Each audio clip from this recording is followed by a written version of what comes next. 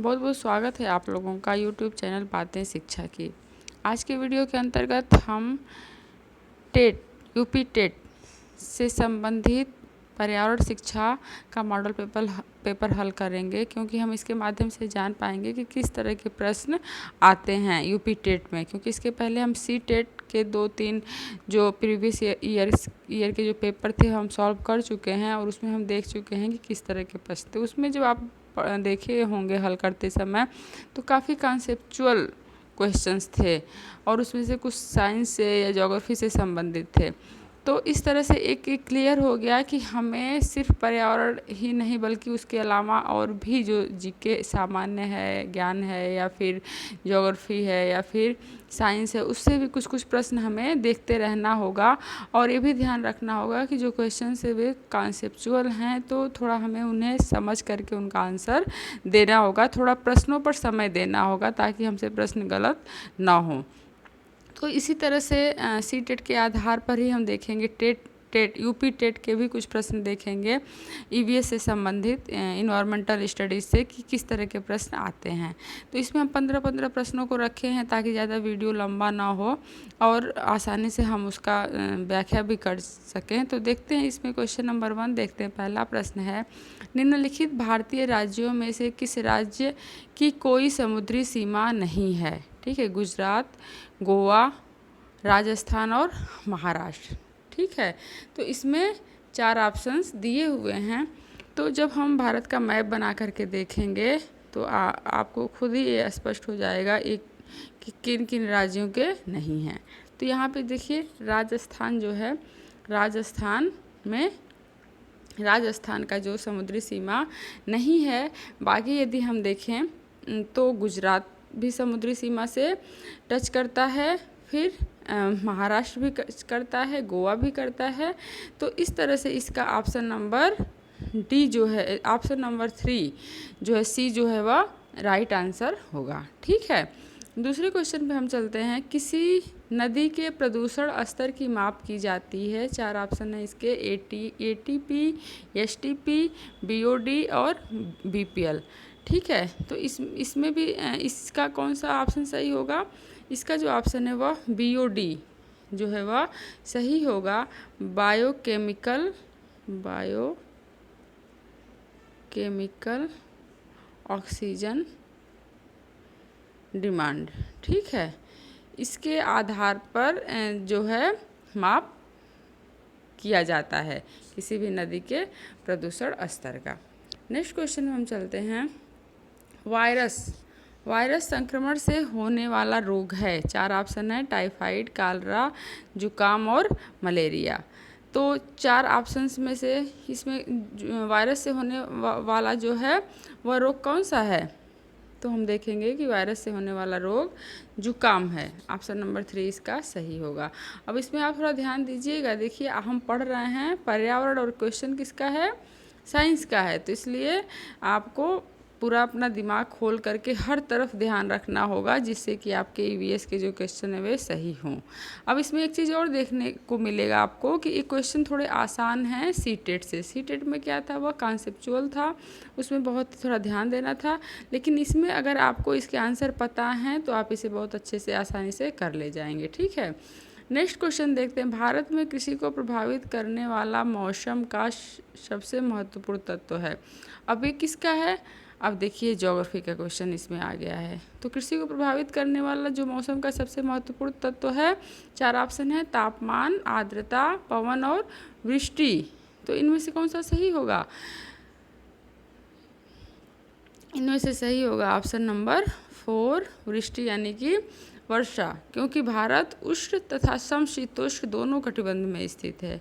ठीक है, जिसके परिणाम स्वरूप भारतीय जो कृषि है उसकी मौसम दशाएं मुख्यतः वर्षा पर आधारित है, क्योंकि यहाँ पर मानसूनी प्रकार का भी मौसम जो है वह पाया जाता है। ठीक है, तो इस तरह से ऑप्शन नंबर 4 इसका सही होगा।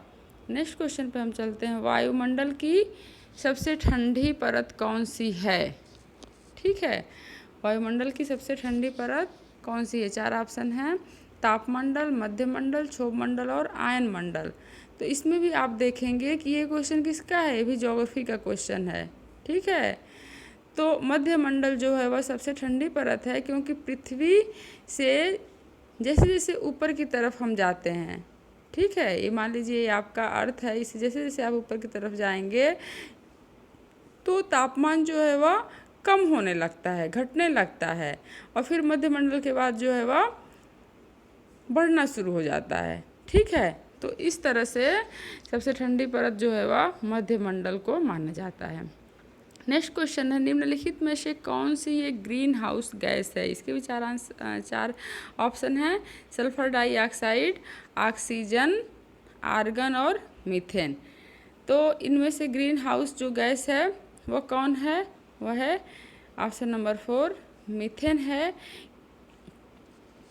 ठीक है, क्योंकि कार्बन डाइऑक्साइड और क्लोरोफ्लोरोकार्बन आदि जो ये ग्रीन गैसें गैस के अंतर्गत आती हैं, ग्रीन हाउस गैस के अंतर्गत, और मीथेन, तो इसमें मीथेन दिया हुआ है, तो इसलिए मीथेन का ऑप्शन सही होगा। नेक्स्ट क्वेश्चन में चलते हैं, भारत में प्रोजेक्ट टाइगर की शुरुआत किस वर्ष हुई थी?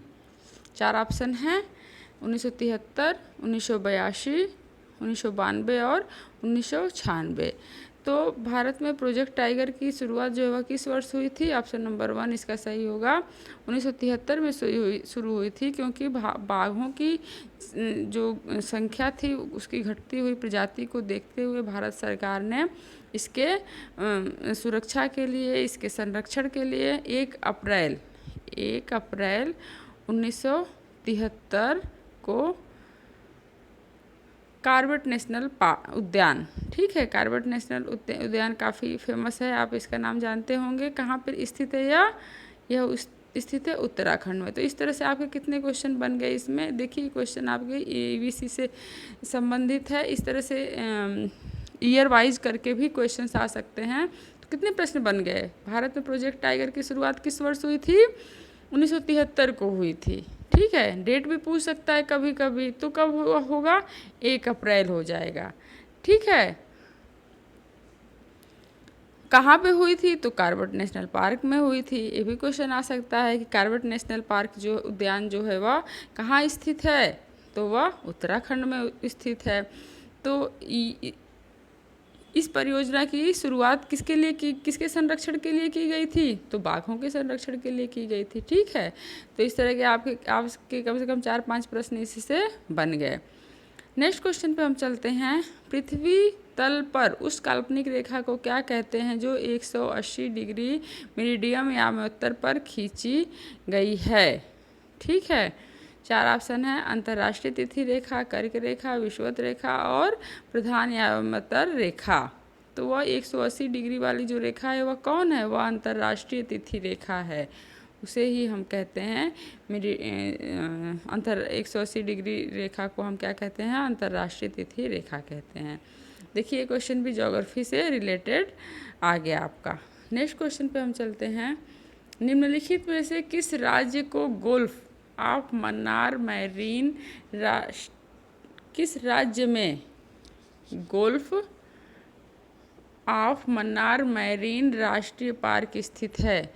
4 ऑप्शन हैं इसके, गुजरात, तमिलनाडु, अंडमान निकोबार द्वीप समूह और पश्चिमी बंगाल।